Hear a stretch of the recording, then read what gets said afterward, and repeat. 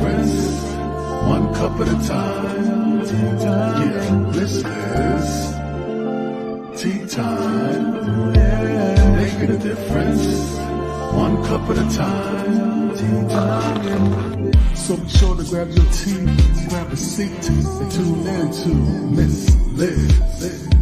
Tea time. Making a difference, one cup at a time. Tea time, yeah. Tea time.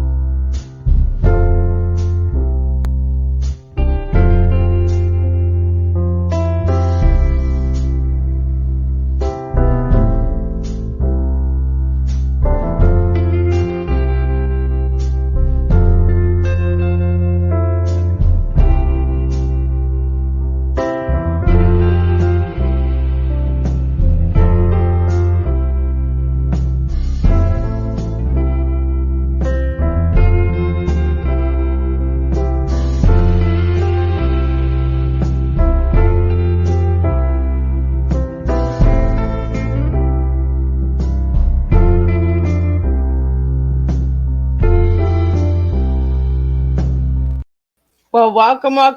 And we are back. It is afternoon tea time. That's right. It is 3 p.m. in Canada here. So, wherever you're tuning in from around the world, welcome and grab yourself a cup of tea, grab a coffee, grab your favorite beverage. You do not have to drink tea when you're on Tea Time with Miss Liz. I am joined with an incredible lady that is sitting in the back of the studio here, and she's the executive director of Project Project Cure. That's right. We're going to talk about humanitarian aids this afternoon. So if you have any questions or anything, pop them into the comments. Give the YouTube channel a subscribe, ring the bell. You'll be notified for all the tea times, all that good stuff. So before we get started, we're going to do all the good stuff. We're going to do the disclaimer and bio, and then we're going to jump in. We're going to get Ruth to come in, and we're going to share a good, strong TEA with you this afternoon on humanitarian aids and a lot of other good stuff. So the disclaimer for Miss Liz's Tea Time live show. Miss Liz myself is going live using StreamYard. Before leaving a comment, please grant StreamYard permission to see your name at StreamYard.com. Please be advised that the content brought forward for any Tea Time show hosted by myself, Miss Liz, is always brought forward in good faith. However, may bring forward dialogues and opinions that are not representative of my platform. The facts and information are perceived to be accurate at the given time of airing. All Tea Time guests and audience participants are responsible for using their good judgment in taking any action that may relate to the discussion. The content brought forward may include discussions for some where they may be emotionally at risk. It is significant to know that the show is engaging in discussion forums only to offer and inspire awareness and connection and not providing therapeutical advice. If you have any questions about the disclaimer or the panelist discussion, you may freely contact me, Miss Liz, through my email at bookingmissliz@gmail.com. Moving forward, should you choose to voluntarily participate in today's show in any aspect, I myself, Miss Liz, welcomes you. And should you decide that the show is not made for you at this time, I will see you at a later show at a later date and time. And again, all tea times this year for 2023 are done on Thursday unless they are a rescheduled tea time. So I want to just introduce Ruth by giving a little bit of her bio, and then I'll get you to check out her full bio on Miss Liz's Facebook page. So Ruth G. Sanchez, I hope I'm saying it right. I'll get her to pronounce it. Has extensive 25 years plus in corporate and business development, fundraising events, major gifts, diversity, PMP project management, team training, Six Sigma Green Belt, medical assessments, and ASU nonprofit business management. Prior to joining as the executive director with Project Cure, Ruth has had several leadership positions with American Express for 16 years. Her area of expertise were in credit, fraud operations, risk management, and business partner leader, supporting multiple national corporations with large-scale credit card programs and launched new credit card programs in partnership with Amex Marketing. Ruth was awarded during her tenure with top honors, Chairman Award and for Excellence and Great Citizen Award for nonprofit work. In the following her passion to serve children with special needs, Ruth managed development teams supporting Special Olympics chapter in Arizona, Northern California, and Nevada, successfully raising over $8 million. Ruth is currently the executive director of Project Cure in the Tampa chapter. She brings a high level of excellency, leadership, business, and passion to the Project Cure, and is focused on supporting international humanitarian work in providing medical equipment and supplies to over 135 countries. Her leadership role is engage local community members and leaders in serving as volunteers, donors, and pro, partners. During her first year at Project Cure, Ruth was able to ship 40 feet containers to countries in Africa and Central America. She is currently supporting 36 container projects, two for Ukraine, with a goal to raise 1.7 million. For Ruth's full bio, you can check out Miss Liz's Facebook page. So let me get Ruth in here and let's talk about all this incredible work that she's doing. And for all the young ladies out there that might want to get into what Ruth has done in her lifetime. So welcome, Ruth. It is an honor to have you here. Hi, thank you for having me. So Ruth, can you tell us a little bit on how it all got started from the little girl to where you are today? Oh my goodness. That's a really good question. I do remember my parents had a subscription to National Geographic, and and again, leafing through the pages, I was asking my mom some questions on little children in Africa that had their stomachs distended because of malnutrition. And I remember asking my mom that why were their stomachs really out? And it was a learning moment for my mom, but she didn't really have the answer. She said, "This is why you need to eat your food because children are starving in Africa." And it made me think as I grew, that humanitarian heart that I basically grew into as a young girl into adulthood, and that just never left my heart in serving the community and internationally as well. Even though I was working at American Express, I've always maintained that curiosity. So by asking those questions and doing some research, it got you into this role that you're doing today, right? It did. So what message would you have for the young girls out there that are looking to look into humanitarian aid? Because we don't speak about humanitarian aid very much today in this world. I agree. The word humanitarian means a lot of different things to different people, but I want to really simplify it because it used to be a daunting word like, can I ever be a humanitarian? How would that look like? And it's very simple. Um, it's reaching out to communities and helping them in multiple ways um, of achieving their goals. So the answer to the first question, and I'm sorry I skipped over it, is I would always encourage anyone, whether a boy or a girl, is if you have a dream and and it seems like a big dream, follow it, whatever they may be. I found that I did follow my heart, but I also went to corporate America, never ever letting go of that dream. I knew that journey that I was on would lead me to that, and it did.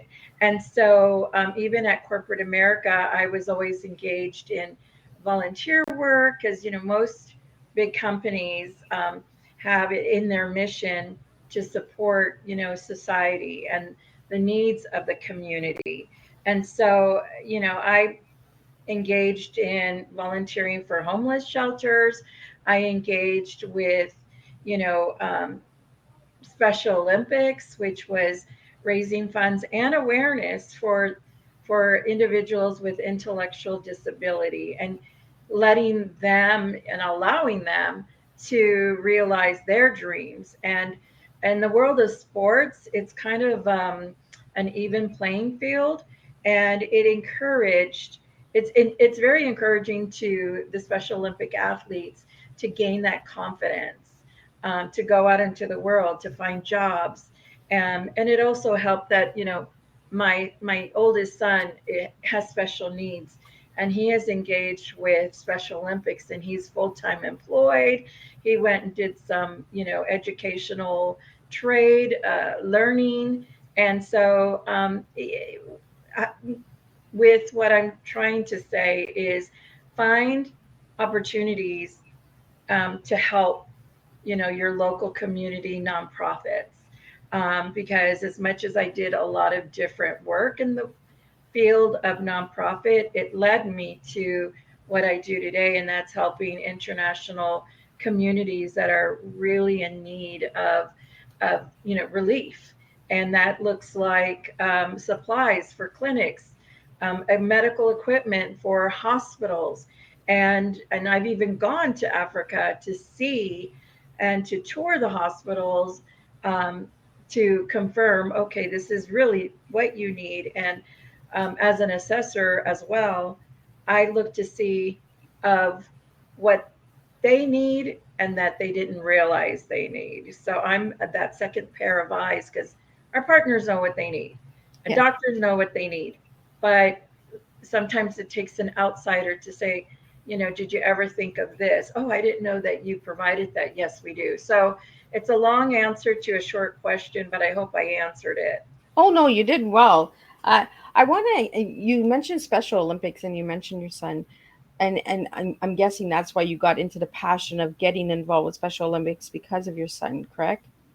Well, that's true, but also at American Express, it was like the early 1990s where there was a big push for allowing employees to go and participate with nonprofits, and they would fund you. I believe it was if you did 200 hours, like I was a volunteer broadcaster for Sun Sounds of Arizona, and that's for to do radio programs that go to anyone with a sight disability. And so not only would they encourage us, they also would, for I think for 200 hours, it was a $2,000 max Oh, gift to the nonprofit. So in a way, my little 5-year old humanitarian heart was still being fed, yeah. the dream, while working at the corporate America, in my career with corporate America. So, it's always good to understand how there is a social responsibility with big companies that they give back.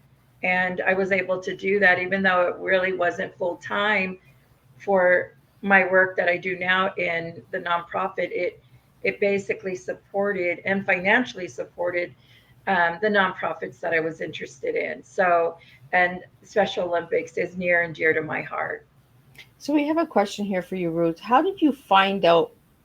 How did you find out in the big companies how to get involved in the projects, different projects that they had? So it was a big initiative at American Express in the 90s. I don't know what that looks like now, but what some of the departments that you want to really knock on their door is HR. Um, Most companies have an employee department where they're engaged with nonprofits. So it's either like an employee satisfaction, it could be a diversity team, it could be different departments that really focus on providing opportunities to the company. But I would start probably with your direct manager or the top leader in the organization. And then if you do and they don't, that might be a suggestion that, hey, listen, I think that there are others that want to volunteer, and is there a list of your top 20 charities that you really want to support, like the Mary's Food Bank, St. Mary's Food Bank. There's a lot like the Phoenix Mission, which is serving homelessness, um, and get them to start thinking of providing that as an opportunity. Well, and that's a good way of understanding if your business is actually supporting other businesses, right, and other charities in the community. You know, now is there a place that you can go in, like in the United States? I'm in Canada. Is there a place that you can find how to volunteer for different charities and that? Is there Uh, any location for that? yeah, what I would, so before um, this initiative hit American Express, I was already volunteering for Sun Sounds of Arizona. So what I did as an individual, I would say, top 20 nonprofits, that have the ratings, the high ratings, that have the Forbes, the navigation guide. So you want to look for those. I know that we're in the top ratings for nonprofits, and so this popped up, and I already knew about Project Cure, but I wasn't there yet, and they weren't looking for um, an executive director. So I would do that. I would just go download, look to see which are the top 20, and then go to those websites. Most of nonprofit websites have volunteer, um, opportunities in their list of menu, and just click on. And most of them also have where you can apply to be a volunteer. And of course, here at Project Cure, we're volunteer driven. So nobody ever gets a no. We always, all nonprofits are always looking for volunteers to come and help. And one other thing, what we did at American Express, we would select, because they had a booklet of all of the nonprofits that they were partnering with. And as a team or as a department, we would select which one we wanted to do, like a team builder.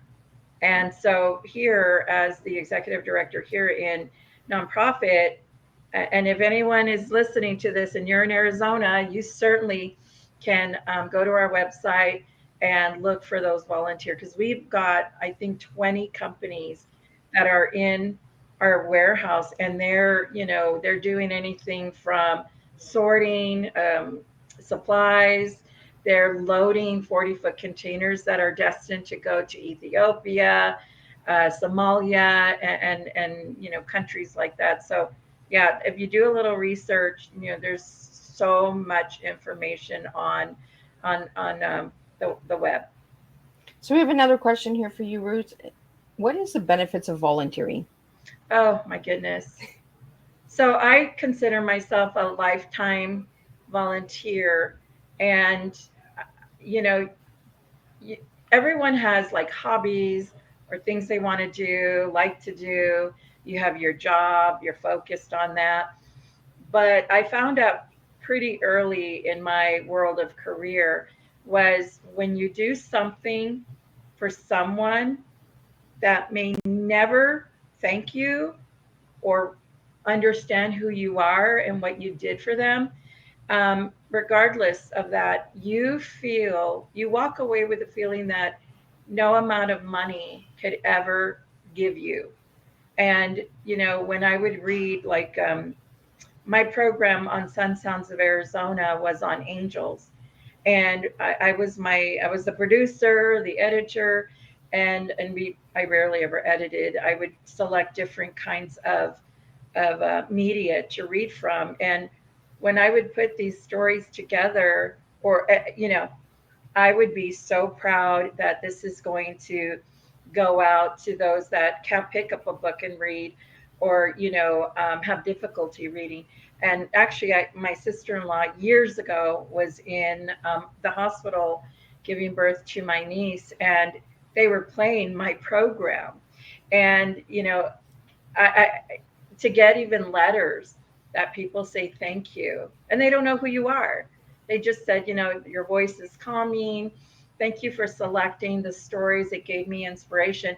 And so volunteers come in, They come in as individuals, they come in as a company, they come from churches, Rotaries, Tempe Sister Cities, Kiwanis, and they all walk away like, I want to do more. And, just to let them know, this could go to any of the countries we serve, which is 135, and we ship 200 containers every year, to know that you just sorted and you packed that into a box for people who don't have that. They don't have the luxury of having, what we have available in hospitals and clinics here. So it's just a feeling of gratification, and that you just did something for somebody you may never meet, but that they're going to reap the benefits and the reward of your volunteer hours. So, Ruth, is that how you got into Project Cure, by volunteering? I actually got into, so I had left American Express and looking for opportunities to get into the nonprofit world. I took a sabbatical because 16 years was, to me, great. It was the best company, but I was looking for more. I was looking to really help humanity. And I took a sabbatical. I met one of our board members, Jeannie Lewis, at a church. And so we were talking, and I understood that she went to countries on behalf of Project Cure to do assessments. And I go, I I've been looking for someone like you to mentor me, because you're talking about work that I'm interested in doing.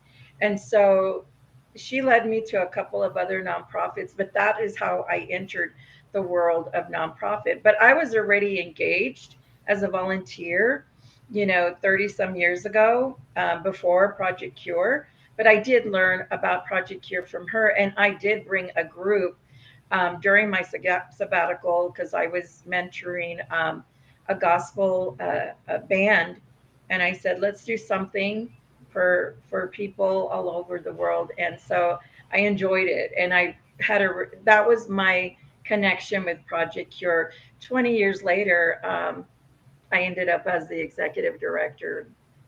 So we have another question here for you, Ruth. Do you feel that it's deeply important to get a mentor before getting into the positions? Um, I think it's helpful if that mentor has that knowledge and experience. I think it's helpful. I I didn't have a mentor. I was self-driven for local chapters of nonprofit, the Leukemia and Lymphoma, Sun Sounds, um, the St. Mary's Food Bank. And so I was learning a lot about nonprofit through my volunteer work. And they were nonprofits that were near and dear to my heart.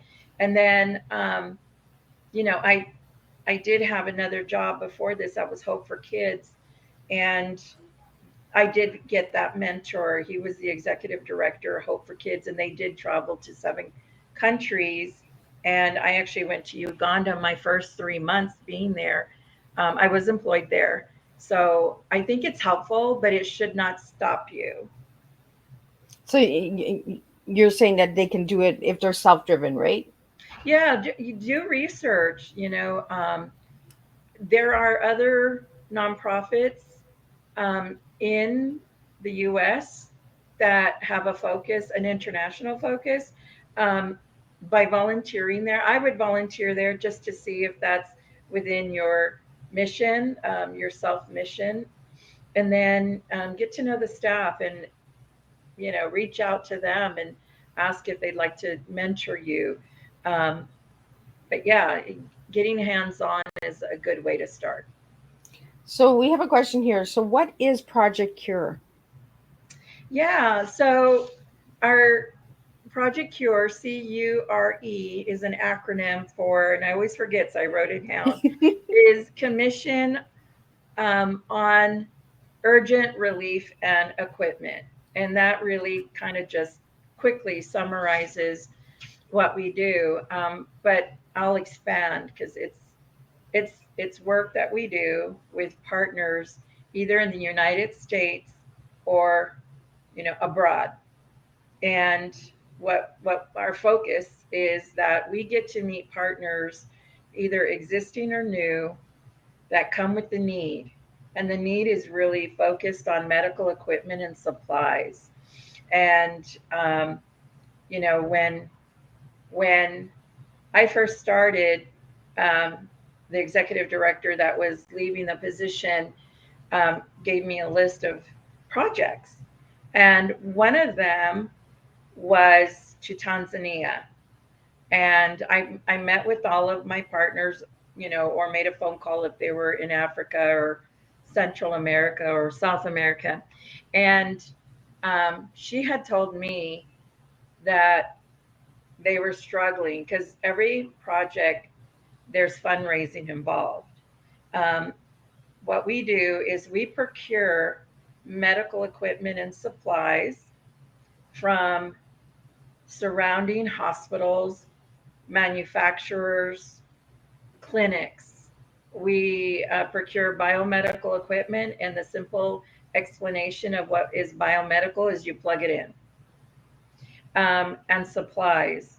So the supplies can be syringes, um, you know, gowns like the PPE gowns, mask, band aids, wrapping, and other items that you would find again in any medical facility here in the United States. So we procure that. Now with partners, so I'm going to just share a little bit about my Tanzania partner. He really couldn't raise money, and whatever goes in that container that we find their need is donated to the partner's medical facility. Oh, Nothing inside of that container, which could be a value between a quarter of a million to 750,000, because you're wow. talking biomed, you're talking ultrasounds, you're talking X-rays, ICU beds, examination tables, and so he couldn't raise the funds to ship the container. So everything inside, we donate it because it's donated to us. What we have to recoup are like the rental of the container, the expense of having staff, put that all together. And so containers can be any for the recouping can be anywhere between 15,000 to 22,000. But Wow. he couldn't raise that to ship his container. And so the executive director before me, she's like, cancel it. Um, I don't believe in ever saying no or cancel it. I just don't, because there is a need, right? Yep. And the need's not going to go away. I mean, I don't shut the door. I just can't. Well, if you Uh, shut the door, you're not really solving anything, no, right? we're not. And we're not serving our mission and the people who need what we can provide to them. And so I met with him, over break. This was like 4 years ago and a little bit more. I had breakfast with him, and I shared, the feedback that was given to me. And he said, please do not cancel my container. And I said, yeah, I wasn't going to.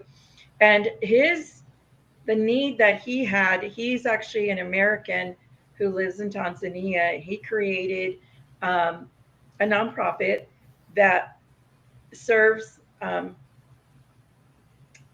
girls and women who are ostracized from their villages because they don't allow uh, the mutilation, the genitalia mutilation custom. Yep. And so he has a compound that provides food, education, and then of course health needs. So we we got to working, we raised the funds, but here's the interesting thing: it was stalled for a minute because he had issues with the government.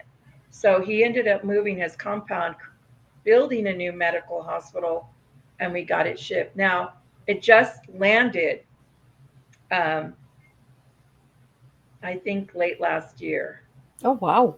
and I I was so proud of that moment because I started here in 2018. I was told cancel it. He's like, please don't. The need's not going to go away, and it didn't. And with the extra time, he was able to do everything he needed to do to move the compound and build a new hospital, and it landed. And so um, that's what we do. Nothing is ever simple, but nothing that is profound is ever simple. That's how I think. And so we are, we're patient. We work around, a stopgap. I don't like saying no. I even told my boss, I don't feel comfortable saying no. What happens to the little girls, right? Yeah. And they had to walk 2 hours to get, a shot. And I don't think that's right. No 10-year-old should be walking on a dirt road, to go get medical help. Yeah. Well, and I wanted to have you on Tea Time to explain to people how much patience it takes to be a humanitarian, right?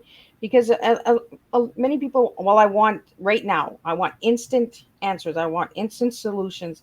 Sometimes it does take time, like you said, 4.5 years, and it just landed last year. It takes time, you got to go through the steps, but the reward that you feel inside that it finally landed, that you finally got it over there. I can just imagine how you felt, Ruth. Y- y- So that's a really good question because I have a personality. Let's get this done. Yep. And I learned really quickly that my patients had to grow in this position. And what it now turns into easily, because I don't get impatient anymore, because I understand the work, is to never lose hope and never allow to convey to an in country partner to lose hope. And sometimes I find it that I'm not having to manage my patients, I have to help manage the in country partners level of patience. And but you're right. So another container, and I love giving these examples, so please bear with me. Oh, no, Um, no. My audience is here to listen, and they really appreciate getting the honesty, right? Because if we don't know, how do we fix it? How do we make solutions? You know? yeah, and how do you encounter, I'm in my late 50s, so I've had a lot of experience. And I wish somebody would have told me some of the things that I now know. And so I'm more than happy to share. So again, this was like within 3 months of being in this position. And I have a board member that was very moved by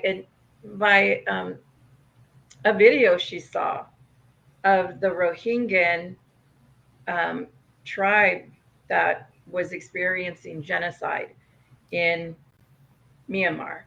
And so they were fleeing, and they were fleeing to Bangladesh.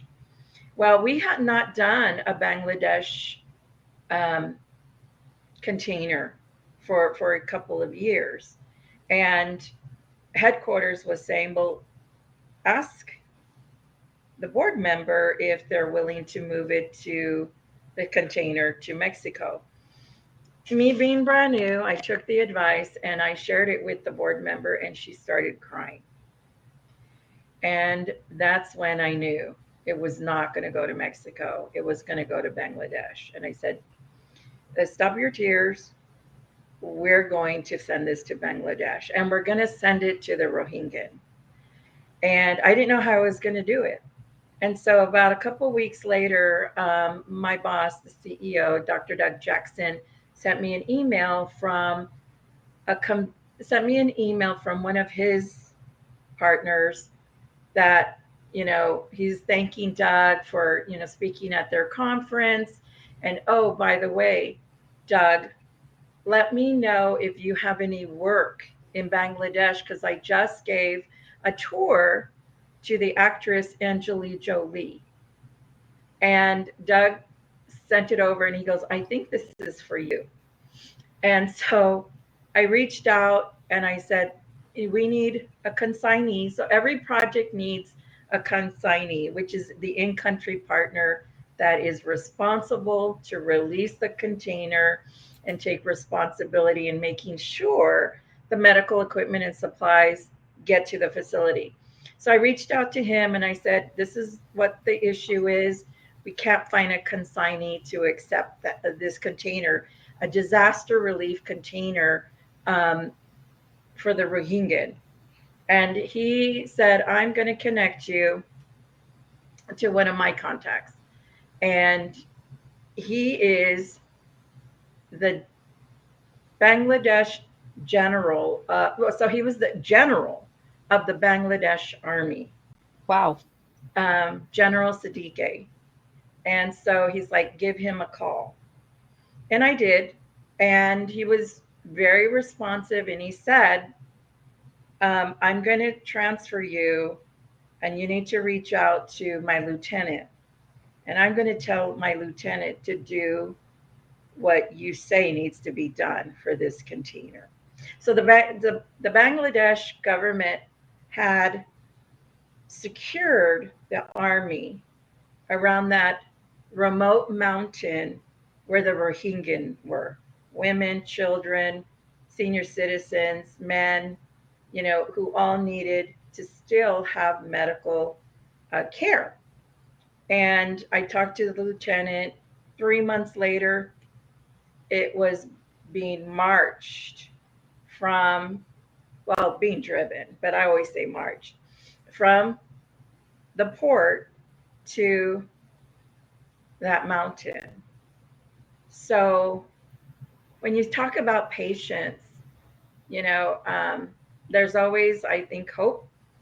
Have to do your research or follow up, and a little faith. That all mixes in with what I do and what we do here, and relying on each other to never lose hope. And Mary, to this day, my board member, she actually met Dr. Mahmood recently, and she continues to support Bangladesh, especially those hospitals along the border of Myanmar and Bangladesh. Well, I want to really thank you, Ruth, for sharing all of these different countries, because a lot of people don't realize what's going on in other countries, right? They're so focused on their home country that they live in, and there's a lot of what am I looking for?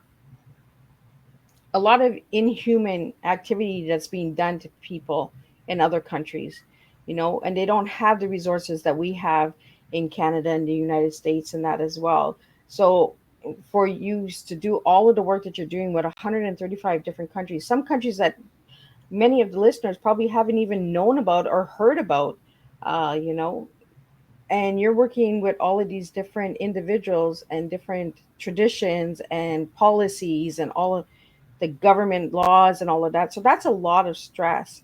So how do you handle that, Ruth? Um, so we have a great group here at Project Cure, and that includes 7 chapters.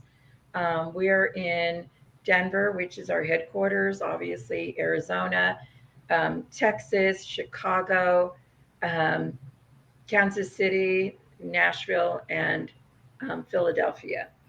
And why I say, that we're really across the United States is always that sense that we're not doing this alone, that we're doing this together. And everyone is always reaching across state, borders to help, either with stress or, sometimes venting, can be helpful as long as there's a solution at the end of that vent. Um, and, you should have also a balanced life. And I'm considered a workaholic, but with this job, and I finally grown into having a balance, is if I don't handle my stress, I can make myself sick. And I'm not any good to anyone sick. So I really have learned to put up the boundaries so that Saturday and Sunday is my time with my family. And whether it's, getting together for parties or doing nothing, you got to really take care of your health, and know how to, techniques. Um, and sometimes now and then I'll talk to a therapist just because you're right. Our work is very critical. And I've been to places like Nigeria where it's very hard to see um, the suffering. Hmm. And, my mother passed away here a few years ago, and her last days were full of dignity at hospice, and she was treated amazingly so by hospice workers. And I go to Nigeria and I go to a hospital that there's a gentleman dying in a room by himself. Wow. And he's emaciated, he's alone, there's broken windows, there's no comfort, there's no water, and I see his eyes. And they said he's dying. And I felt that, where is the dignity? And so I see a lot of that. And then I see a lot of children that look at me with those eyes of hope, right? They're children. And what I find, um, you use the word inhuman. I don't necessarily think they're making that effort to be inhumane, but I think it's more of not having the resources. And so if you were to put, you know, poverty stricken countries versus America, I think sometimes as an American, we're shielded from this, Yeah. and we kind of take it for granted, not knowing we're taking it for granted because we don't know this life. Yep. And I come back so appreciative of what I have, what my family, my grandbaby, versus, but I also come back with, and one of my peers from another nonprofit, because I feel injustice. I feel like there's no justice here. Like what's being done by the local government? And people have always said, "My goodness gracious, you kind of get a little fire under you." And I'm like, "Well, Little I firecracker. yeah, and I've always been told that." So I'm very passionate, and my passion comes out. But the executive director of Molly's Foundation, Craig Studerman, said, "You know what, Ruth? That's your passion, and that's who you are."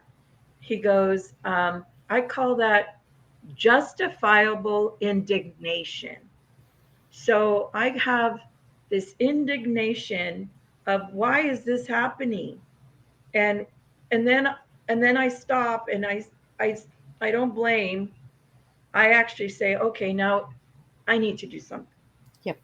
I need to come back and I need to speak to them. So I have donors, and I speak to the donors asking, for, I don't know if you can see that poster behind me. Yep. I speak for her and her baby. I am on that platform because they don't have a platform. Nobody's going to listen. So to me, I become their voice. I share their journey, and we make things happen because then it appeals to people's, I think, heart and to their conscience. They start feeling like, I got to do something. You can't unhear or unsee what you've seen, and that's what, yeah, that's what gets me through the day. It gets me. I'm able to sleep at night. I think it's a good time to ask you, Root, what would your T be if I gave you the letters TEA? What words would you give me? So thank you for that. The acronym would spell out to me. T would be taking action, a dream is just a dream if you never take action. It will never become reality. So take action and whatever you focus on. E is for excellence in all we do. So I put myself as, I don't know any of the patients, but they're human and they deserve their dignity and their health. That's one of the things you can't put enough of a value on is time and health. And so that's doing the excellence in what we do and making sure you get back to everyone. You respond to emails, you do your research, you really have to listen. I've never been in a job where my listening skills have increased 100-fold. And it's because it's so critical. They're not telling me about the sale at, Macy's. They're telling you my two parents died in the same hospital that I was born at, and they died so prematurely. That's Cameroon. And then A is, attitude, attitude. It's a can do attitude. Um, you could be having a bad day, but your bad day is never going to be what your partner's bad day is. And so it seems like I've shrunken my need and my day with an attitude of how can I help you? How can we make this happen? Who can I contact? How can we do a fundraiser? Doing that despite of anything else. So your attitude is like 120% necessary to do the work that we do. Well, and that's an awesome strong tea that you just served us. And again, all of my guests, their teas are always different, and it comes within. You know, I, if we really want to make a difference in life, we really just got to serve within ourselves. Feed what feeds that hunger. Like you said right at the beginning of the show, Ruth. If you have a dream, no matter how big it is, just go for it. If you don't try, you don't know, right? And it's okay to fail, it's okay to fall, because if you don't fall, you don't fail. You don't know how to get back up, you don't know how that resilience of coming back and trying again. I really want to thank you, Ruth, for sharing that strong tea. I also asked all of my guests, what their favorite color is in one word to describe themselves. And Ruth, you gave me the color yellow. Why yellow? Oh, oh my goodness. I was about 10, and I love all the colors, right? Except gray. I'm not a gray person, but I love all colors. And I remember a field trip. We went to a museum in Glendale, and there was this painting, and it was a painting of fall, and the trees had a lot of yellow in it. So, I learned that the yellowing means, you know, death, and that, Oh, spring would bring back the green. oh, So the color yellow meant more to me than the other color, not because of death, but because it was fall, yeah. and there was beauty in the colors, and I found it to be so beautiful. And then we took a vote at the end of the field trip, and I just really went on and on and on about the color yellow, the painting, what it signified, and we took a vote, and I ended up getting five classmates to vote for that because of the color yellow. And I think it's because it's bright, it's sunny. You really can't be around yellow and feel down. It's a color that appeals to me. Well, thank you for sharing that. Sure. And the one word that you gave me is humanitarian, and we all know why you're a humanitarian, because the heart is there, the passion is there. But if you want to get a little bit more into why that word describes you the best. Um, so in working in different nonprofits, like I worked a little with leukemia and lymphoma, Hope for Kids, Special Olympics, and now with Project Cure, I found that I can't go back to corporate America. And even though I was helping communities with our American Express credit card, I felt that I really needed my life to have a lot of meaning. And there's a reason why I do what I do. And helping humans, helping my human kind brothers and sisters that I may never meet. Um, you know, I have a focus on helping the homeless because, we also need to make sure we're taking care of, our brothers and sisters here in the United States. Yeah. And so that's the only word I could think of was humanitarian, because I could do a lot of different work, and I have, but the most meaningful, and the day that is my last day on earth is not going to be about other things other than helping the people of today, the people of the future, and even Special Olympics. I did some programs in Northern California that were placed into perpetuity, and I I took that as my legacy, that I'm not just helping right now, I'm helping the future. Children that are our future, and maybe their children's children's children. And just knowing that I had a part in that, it makes me want to cry. So Ruth, we have a question here, and I want to get some final words from you. Our hour is just flying by, like no No. tomorrow, right? The flower time just flies sometimes when you're really enjoying yourself and enjoying the conversation. How can people get involved with Project Cure, and where's the best way to go about getting involved with Project Cure? Yeah. And so projectcure.org it has my information. It has Sun Hudashell. She's the operations director, and you can serve as an intern. You can serve as a volunteer. Also have our ambassador boards. Um, if you're wanting to get further, deeper into the mission, you can join as an ambassador board. You can get even deeper information on what we're doing across the organization.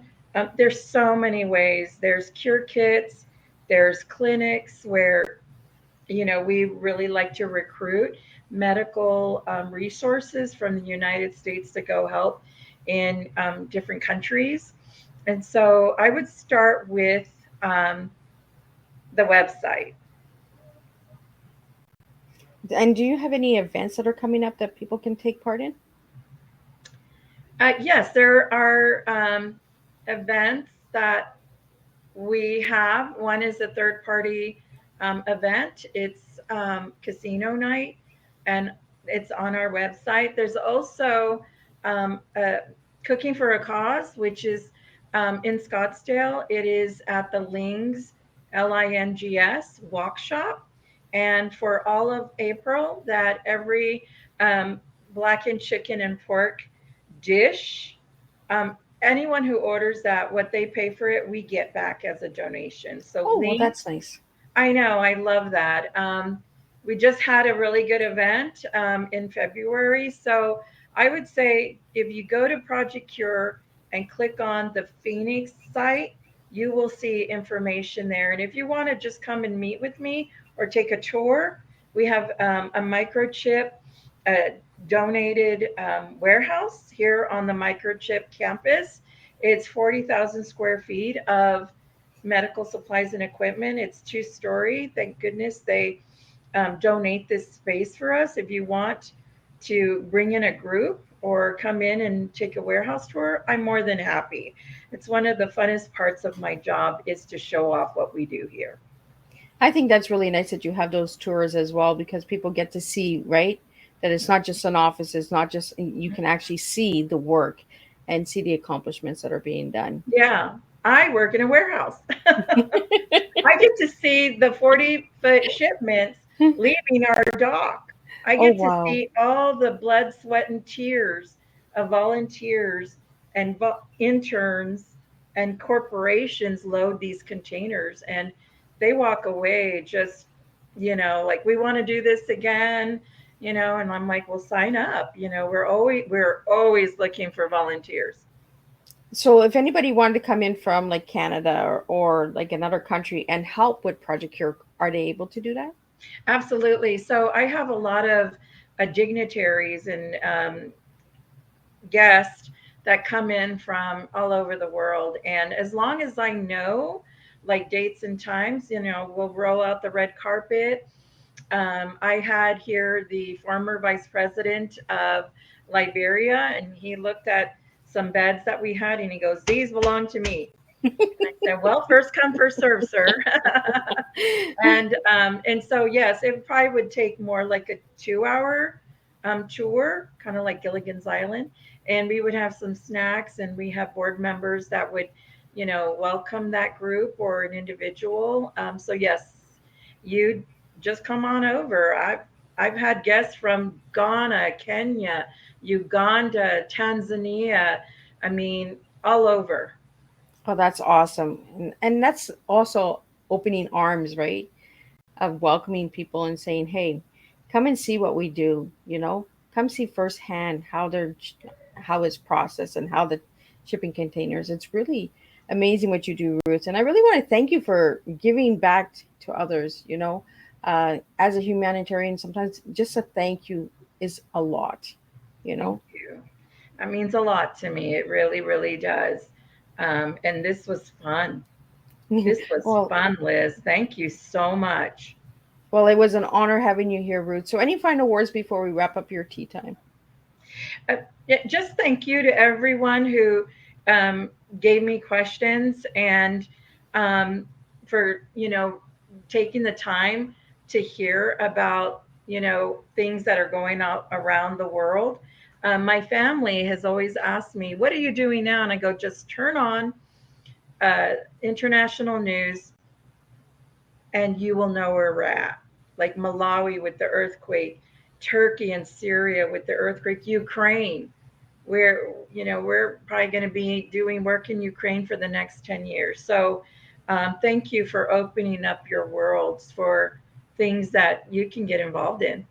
Well, thank you so much. And thank you to all the viewers and supporters. Like Ruth said, without you guys here, we can't make a difference. We have to do this together. I don't serve an empty cup of tea. I serve a cup of tea with everyone. So, and if you're watching a replay, put in where you're tuning in from, because I always like to hear where you're tuning in from. And share this tea time. If you know a loved one or somebody who's into humanitarian aid and services and they're looking for a project to get involved in and they can get involved with Project Cure, you share it with them. A little share goes a long way. Word of mouth goes a long way. So that's what these tea times are all about, is just getting the message out there, getting the awareness out there, and sharing some really good strong cup of individual flavorful teas of humans, not the beverage. So you don't need to drink tea on tea time. So I want to really thank you, Ruth, for sitting with me and sharing about Project Cure. It really is an honor to know about all the incredible foundations that you also mentioned, Hope for Kids, Molly's Foundation. These are incredible organizations that everyone can check out. Get involved in your community and really serve for others. Because volunteering does give you a reward that is unexplainable. The abundance of volunteering is magical. I highly encourage everyone to get out there and volunteering. So I will be back tonight at 7 p.m. for the last tea time of this week with Irana Alano. I hope I'm saying her last name right. She's coming in and she'll be talking about foster care and adoptions. So we're going to talk about the situation that's going on in Australia, where there's over 4,000 children that are staying in motels because they have no homes. So we're going to be bringing some awareness to that as well. So again, thank you for tuning in and thank you for all your support. And check out these tea times. They are different tea times, different flavors. And again, I want to put out a special shout out to Jacqueline Zakola. Check her out, Arizona Networking Director. She has an incredible platform. She has incredible women. And she is helping me bring these incredible women to the table to serve you a strong cup of tea. So, again, thank you, Jacqueline, for that. And thank you, Ruth, for tuning in. Don't leave. I'm just going to wrap up the live show, and I'll get everything sipped over to you. But I want to say a final goodbye behind on this So Thank you. for everyone, I'll see you at 7 p.m. for the last tea time of this week.